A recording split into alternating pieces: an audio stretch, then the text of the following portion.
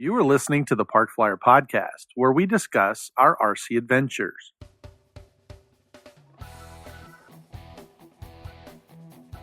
Welcome to the Parkflyer podcast, where we discuss the ups and downs of the new RC Flyer.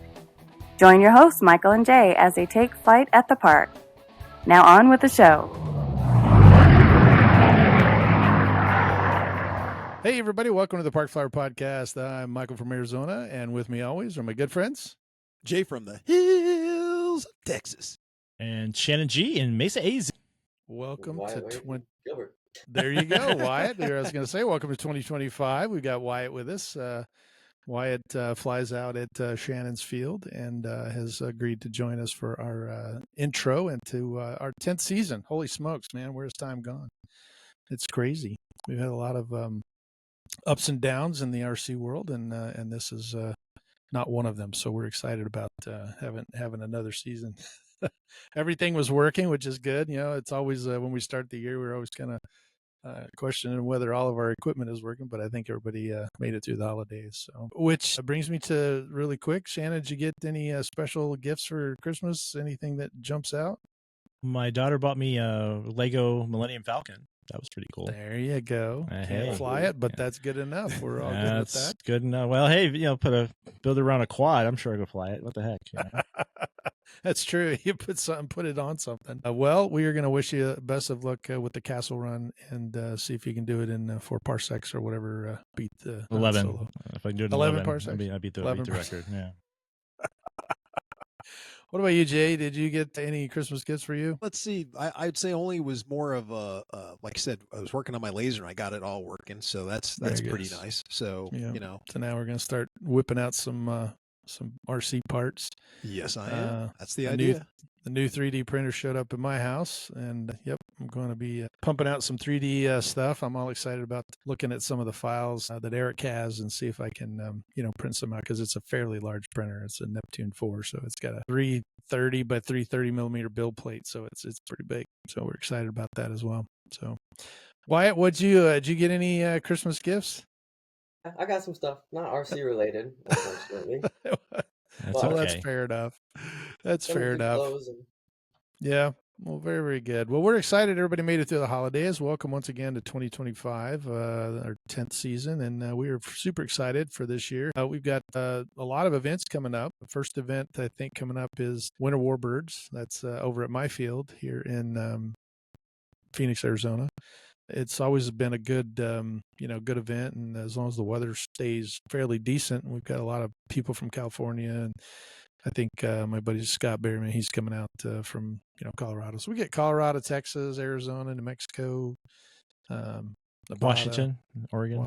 Yeah, Oregon. So we get a lot of people from all over, and that's an exciting, few days with those guys. So we're looking forward to that. And then the next weekend, we have the Arizona Electric Festival. Yay! Yeah, big. So that's 21st anniversary. 21st. Yeah, look at that. So I think Wyatt, you'll be there, right? And you'll be flying some stuff at Electro Festival. So we're excited about that. And then anything on the Electro Festival you want to let us in on, or is you going to still keep it all secret till next week? No, we'll squeeze a little bit in. So with the 21st, we're going to try to do a few new things.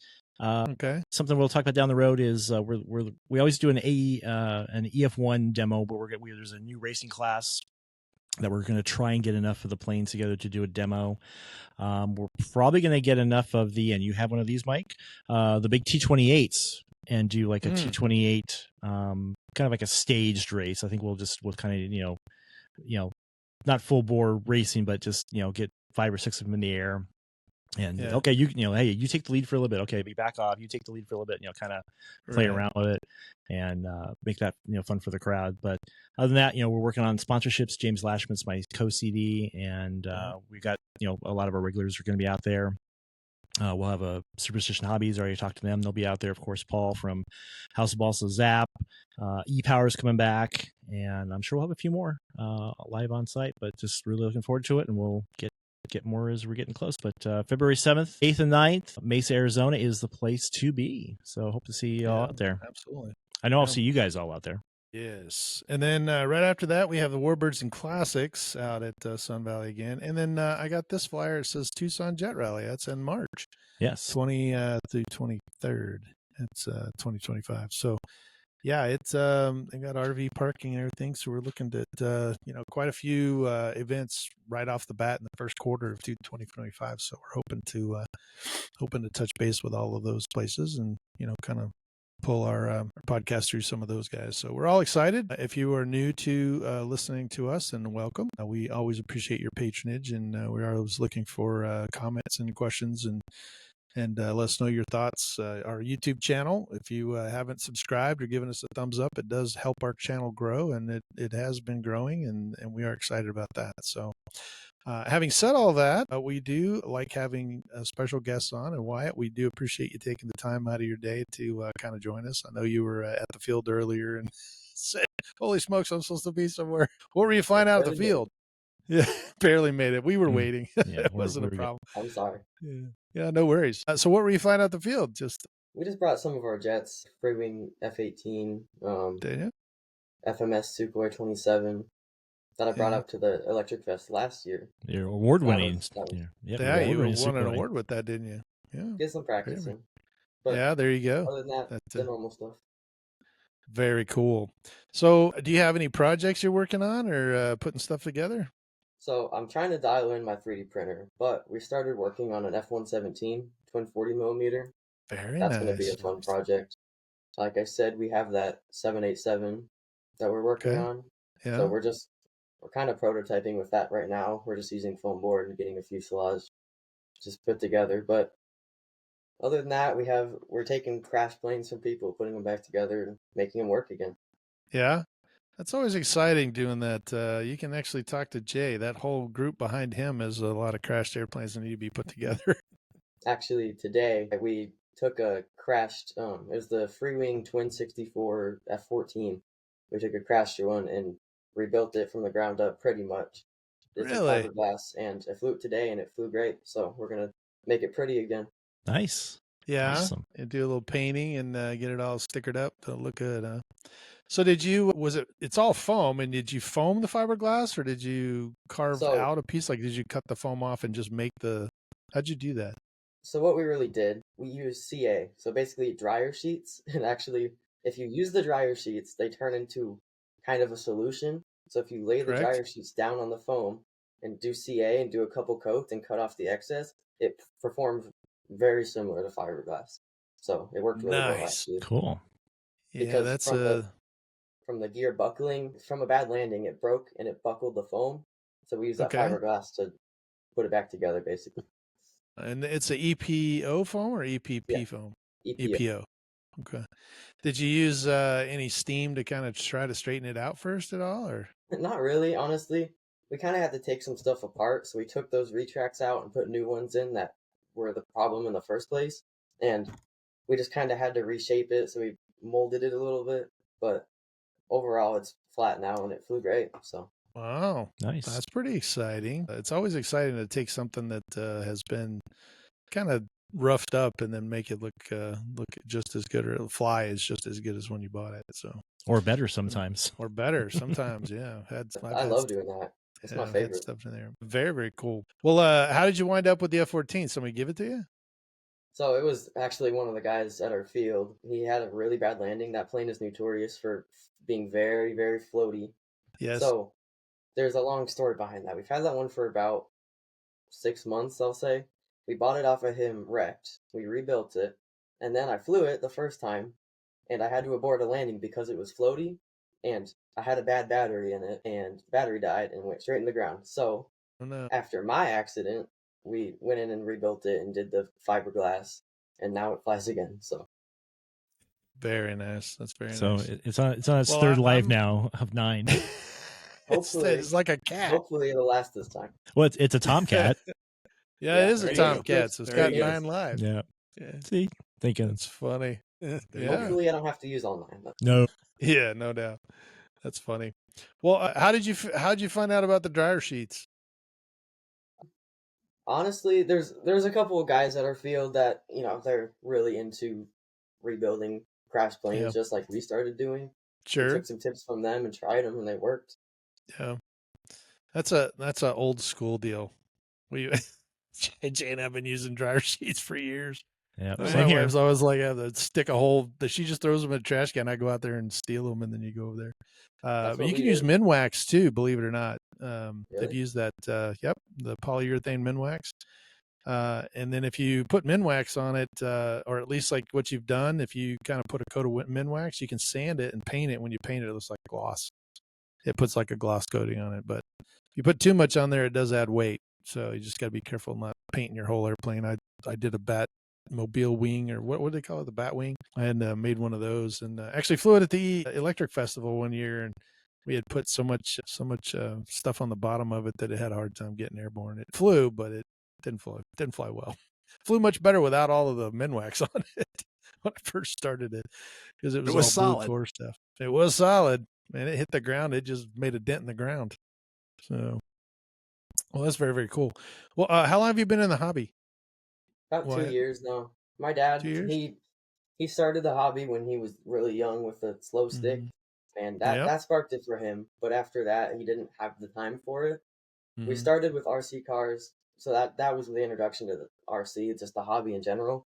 But over time, we started to shift, and we looked at a E-flite Apprentice, and after flying that for the first time, I just knew that's what I wanted to do. Yeah. So here we are, 2 years later. Yeah. And now you're flying EDFs, and do you fly any EDFs 3D stuff? Yeah. We're being introduced to turbines pretty soon here. Very nice. There's one right there sitting on, that's a turbine right there sitting. L39, looks like. It's not mine, it belongs to someone else, but I was putting it together for them. But yeah, those are kind of addicting once you start flying them. Yeah. They're really super fun, and they sound great, and they perform really well too. So they're really kind of very, very I've cool. flown them, but we're getting into making them our own. Nothing wrong with that. What is the most favorite airplane in your collection? Ooh, that's a hard one. There's quite a few. That Sukhoi, like I talked about, that's just, it's such a scale plane, and it flies so great. It just tracks straight through the sky. Yeah, There's who no makes that? turbulence whatsoever. Who makes the Sukhoi? It's an FMS. FMS. Yeah. Oh, it's an FMS Sukhoi? Okay. Mm-hmm. You'd say that's your favorite? It's hard. I can't choose favorites because there's so many. Right. There's so many. My favorite's the from. plane that I'm flying at the time. That's my favorite plane. That's a favorite plane. I break mine down into I have like my favorite 3D airplane, I have my favorite glider airplane, I have my favorite EDF, and then my favorite turbine. So it kind of manifests itself over time. People will walk in there and they'll be like, "Oh yeah, I see you have a lot of these," and I go, "That's because I really like that airplane."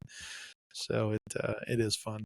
And I do find myself flying some airplanes more than others, so I would have a tendency to say those are more of my favorite because I enjoy flying them, where others are fun to fly, but you're just kind of on edge, like I hope nothing goes wrong with this airplane because there's nothing to fix it. Yeah. I have an Element 3D that's like a pattern airplane, and it's been crashed a bunch of times thanks to, we won't mention any names, but their initials are J. Neely. But it's crashed a few times, and I've crashed a few times, but they don't make it anymore. So, and it's all balsa wood, so even getting a kit or anything is very difficult. So I think there's an advantage. This whole industry is going to this injected foam mold, or injected molded foam. And at first I thought, you know what, that's terrible because, if you crash it or whatever, it just destroys it. But now that I look back at all of my foam airplanes that I've crashed or at least fixed, and what Wyatt was talking about, how easy it is, to kind of make foam your boss, make foam the boss. You better be the boss of the foam, and get it fixed. And the technology that had come a long way to where you can mold it or shave it or sand it, and the types of foam that are coming out, that styrofoam beer cooler stuff that we started with way back in the day. That was horrible. Oh my gosh, GWS, you'd be flying a thing and it just look like popcorn coming out of the sky because there's nothing left of it. But then to have EPP foam, which is what they pack your large screen television in, and and to make it into an airplane that actually flies and actually has some resilience. Some of those companies out there, Jay sent me something on somebody had a flying wing where they flew it into a brick wall, and it bounced off, picked it up, and flew it again. So I do think there's advantages, and then for Wyatt being at a younger age, learning how to fix the foam and get it back to where he needs, where it needs to be to fly it, is a great skill that, has been lost because so many people crash it and then they go, well, I'll just get a new one. So kudos to you, Wyatt, because I think it takes a lot of, interest in the hobby and a lot of talent to be able to take something, from wrecked and make it look and fly the way it should. So good for you. That's good. I'm proud to hear that you're kind of sticking it out. That you like to do that. It's very, very fun. Yeah, well, Wyatt's one of our younger members of the club, and as you guys all know, the biggest challenge is getting the youth in these days because there's so many other things. There's computers and if we can get them in, I don't care if we get them in with drones. That's the same thing to me. And in the grand scheme of things, but Wyatt, have you tried to get some of your friends in, or what's been some challenges you've kind of seen being in that space? So a lot of time people there's kids everywhere that don't have hobbies and don't have anything to do. I feel like just trying to get into the hobby, watching it inspires you a little bit. That's how we got into it, watching the big turbines. I feel like the hobby introduces you to, you have so many opportunities just from flying, meeting all the people at a local club. It gives you a big advantage. You have lots of hands-on experience. It helps you with life because when you meet so many people and try so many different things, it can help you kind of change your trajectory, what you want to do, and it helps you be successful because you get all these good traits so early on. That is true. Great outlook on that. I like that. Yeah. So how many younger group or the younger group do you think are with you? Or I mean, how many guys do you have like that you fly with in your age group? One, a lot, really. A little. One of my friends, he moved to New York. He was more into it. He has the same outlook on it that I do. Mm-hmm. There are some people my age that fly, but they don't have the same outlook. They'll fly just because they want something fast and fun, but they don't have the same outlook that you're getting all these traits and you're getting all these opportunities from it. Sure. So. Well, I mean, I understand that is a little bit different. Especially in today's world, I mean, everybody wants an immediate satisfaction. That's why you can open up a box, put a motor on the front, go fly it. Where back in our day, Jay and I had to grow a tree, chop it down, whittle out the wood, put it all together. It was like, it wasn't some quick thing where you just go to the store or Amazon drops it at your front door and you're flying that afternoon. Yep. You shake the box and the plane falls out. Yeah, exactly. We like that now because we're old and we don't really want to spend years and years of doing stuff. But I think a good idea would be, especially if we've got a several younger guys at the electric festival, we should have a noon demo of just the young guys going out flying. That would be kind of cool just to have a whole flight line of, younger kids up there and flying and just show their capability and their skill levels. Cause I'm telling you, Jay and I have been doing this, and even Shannon with us have been doing this for a long time, since we were your age. And I mean, the kids nowadays, your age group nowadays far exceeds our skill level in like the shortest amount of time. So I don't know if that has to do with just the fact that your generation grew up on electronics or some stuff that was working fast, but man, it took me years to figure out how to fly, and get a skill level that was good enough to watch you kids come in here and, do it like it's nothing.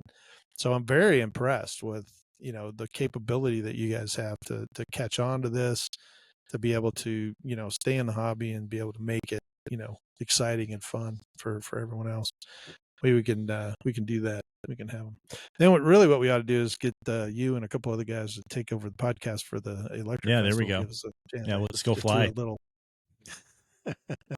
The only problem is getting people my age to do it. A lot of time people don't want to get up and try something new because, say, people who play video games like as a hobby, they're not they don't want to go out and try something new.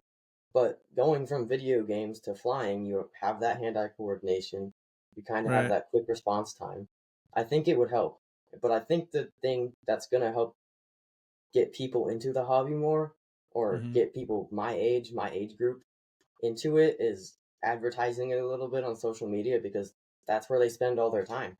So if they see it like that and they kind of have an impression level, maybe it'll help introduce people to it. That's what I think. Yeah. We were just talking about that before you came on, about how much, we've taken it a couple notches, in the last year or so, but like you're saying, we really want to take it a lot higher notch wise, as to, like I said, I just joined Blue Sky. That's kind of one of the newer platforms.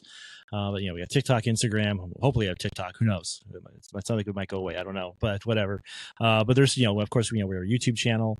But yeah, if we can get more and gear it towards, hey, you don't need to be a rocket scientist, and it's okay to leave the house. You can have just as much fun doing this, and it's almost like it's in real time. That's what I try to, when people say, "Oh, it's just like a video game." Like, no, you can feel it. It's you see it, you feel it. It definitely transmits through the senses. So yeah. What do you think the biggest fear is for the youth to make that jump from sitting in front of an Xbox playing similar flying games to actually going out and flying? I think it's spending the time to do something, because on an Xbox or something, you're playing a game, you can just save it and leave and do something else. When you're flying, you can't just stop in the air, obviously. You have to be paying attention, you have to communicate with people, you have to make sure you're watching your plane, obviously, and you have to push yourself a little bit. So sometimes there's little risks to it, but I think if they would see it and get up and try it, they would understand it a little bit more, and maybe it would give us an introduction.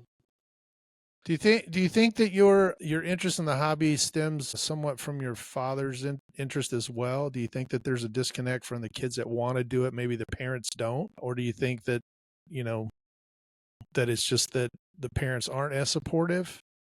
Or could they be more supportive? I mean, for me personally, it was my dad. I'm just going to be honest, if he wouldn't have looked into that apprentice, or if he wouldn't have shown me those videos, I probably wouldn't be flying yet. He had the flying spark his whole life. I think going off of that and him introducing me to it and showing me the possibilities and the different opportunities I have to be successful and to have a different career path, because that totally changed what I wanted to do. Now I want to fly. Now that's what I want to do in my life. So I really think him introducing me to it and letting me be hands-on and let me build stuff, let me fly, it really helped. So yeah. Huh. I'm not wondering, back in my day, a million years ago, my mom, kind of did the same thing where she got me involved in a model of the month club, so testers would send me an airplane model every month. And it was cheap back then. I think, it wasn't $50 like it is today, but that kind of sparked my interest and love in the building portion of it too. So I think that's lacking in a lot of youth today, is that it's kind of like what Wyatt said. You can just put your life on pause on Xbox, turn around and come back, and pick up right where you left off, where this actually requires me to put a little bit more effort into it. And sometimes that can be scary, especially when you're young, you don't know where to get started. But we would like to challenge you to kind of, put this out there. You've been on the podcast now, and share it with a bunch of your friends. And, we'd love to hear back from you as far as, what we can do to help, kind of bring more of the youth in. We're always looking to, make the hobby better. And if we can give back, we'd love to do that. It's exciting. And then, as far as a career path, are you looking at a career path in aviation, or are you just looking at something RC world, or where do you see yourself going from here? For sure. I What do started you think? with Commemorative Air Force. That's a Houston thing. I fly up to Houston over the summer for a couple of weeks, and I work with them. Very The other nice. thing is my dad's whole side of the family pretty much was into aviation. My grandma's a hot air balloon pilot. So Oh, nice. going from her, she has a lot of connections with people. I Yeah. work with a guy in Houston for a couple of weeks usually, and he runs a repair shop for pretty much everything. And he lets me fly his gyrocopter and his sport cruiser. That's where I logged most of my original hours, but my dad got me into flight school now, so we're working on that. So I think that's what I want to do. Really, there's a lot of things. There's a lot of different ways you can fly, and a lot of different ways. There's a lot of different careers you can have that still do the same thing. So It's true. I think that's what I want to do in whatever case it may be, really. Yeah. So are you taking flight lessons now, you think? I'm starting pretty soon. I've done a couple intro flights, so. Yeah. How old are you again? 14. 14. Okay, so you're starting really young, but that's good. That is very, very good. Well, I'll tell you what, you can keep in touch with me. And when do you turn 15? November next year. Oh, all the way in November. So you just turned 14, didn't you? So, all right. Well, cool. All right. Well, touch base with me at the Electric Festival. Maybe we'll make arrangements, and I might be able to get you a flight in a really cool airplane. I know a guy. You know a guy knows a guy. Yeah, I know that same guy. I know a guy who knows a guy who knows I know a that guy. How's He hasn't, that, right? I know that same guy, and he hasn't offered me that. Oh, that's true. All right. Okay. Well, maybe we get Shannon. Shannon knows a guy. No, I'll give Wyatt my spot. Wyatt's earned it. I'll give Wyatt my spot. We'll get you up there. That's right. That's kind of fun. Well, very cool. We are kind of excited that you're able to join us. We'd love to have you back. Feel free to to touch base with us, and would like to to hear a little bit about your interest into turbines, and maybe talk to you some more about where this career path is taking you, and at least in the hobby, what we can do to make our social media a little bit better and gain some of those listeners that are more in your age group. So maybe we can get father and son on the AEF show, because they'll both be there. I think that'd be maybe cool. So we could do that. Yeah, like I said, we can give them the mic and let them kind of talk about it. Give us a break. Give us a chance to go fly. I got so much work I got to do. I got the Cessna to get ready and a bunch of other stuff that I've got to make sure is all ready to go. And I only got like 30 days to do it. So it seems like the whole world's like pulling me in all these directions, trying to get me to go. So are you getting anything new to bring to the Electric Festival, Wyatt, or you bringing this stuff out that you just normally fly? Probably the same stuff. I'm gonna try and get that Nighthawk done before the festival. That's very cool. I really, really want to fly that there. That'll be really cool. Now, are you scratch building that, or you got plans, or it's from a kit? I have plans for it, but okay. Yeah. And you're building it out of foam or fiberglass? It's 3D printed. 3D printed. That's even better. Oh, you did say that. You said you're that 787. That's the one that we're doing foam. Oh, gotcha. Well, very, very cool. Well, that's pretty exciting. You're going to have to keep us informed, and we're going to put Shannon on making sure he stays on top of that so we can have you back and see how it's coming in. And we're looking forward to seeing you at the Electric Festival, both you and your dad. And yeah, definitely come hang out with us, and we'll put you on the show again. Once again, we have a YouTube channel out there, Parkflyer Podcast, and give us a like, a thumbs up, subscribe, helps our channel grow. We try to keep our episodes down to 30 minutes, so we're out of time. But thank you so much, Wyatt, for joining us, and thank you for breaking off your fun factor over there at the club and running home to catch us. So we appreciate you, and looking forward to it. Well, I am looking forward to a new year, and I'm Michael from Arizona. And I'm Jay from the hills of Texas. And Shannon G here in Mesa AZ. I'd like to thank Wyatt once again. There you go. We'll have to work on it. He's got it going down. Wyatt from Gilbert. We'll work on it. All right. We'll see you in 2 weeks. Let's fly. You have been listening to the Parkflyer Podcast. Thank you for joining us, and we look forward to your next visit. Please give our show a star rating and review, and feel free to email us your questions, topics, or suggestions to parkflyerpodcast@gmail.com.